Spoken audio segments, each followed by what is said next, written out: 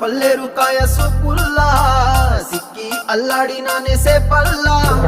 పసిడి పచ్చాని అరసే తుల్లా ధార పోస్తా ప్రాణాలు తానే అడగాల సీతా